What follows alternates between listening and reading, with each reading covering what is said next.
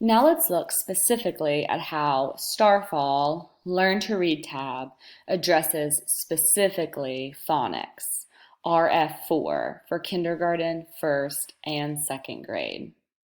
In kindergarten, we want students to demonstrate basic knowledge of one-to-one letter-sound correspondences by producing the primary sound for each consonant. So this program, you can click back and has the ABCs that you can click individually and addresses the letter sound that each letter makes.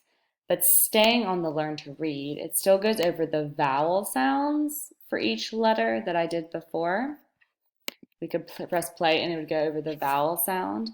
Moving to first grade, knowing final E and common vowel teams, these songs. The silent E at the end of the word, end of the word, end of the word. The silent E at the end of the word makes the A say A.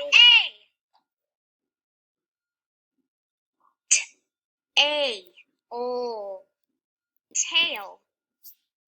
Not only does it provide them a catchy song to engage, sing with, and remember, it also provides them the opportunity of modeling before they're in the book that uses the same patterns. So that would be the silent E pattern. Here is a vowel team pattern that's also first grade RF4 standard. If you see a double E, then say E. If you see a double E, then say E.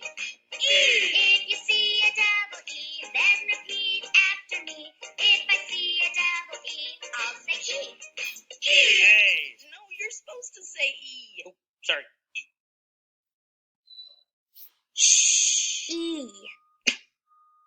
Sheep.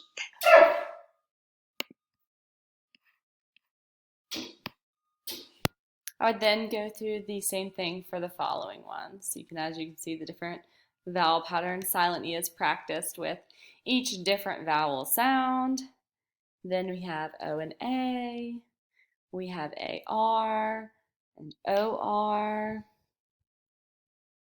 and Y as a vowel.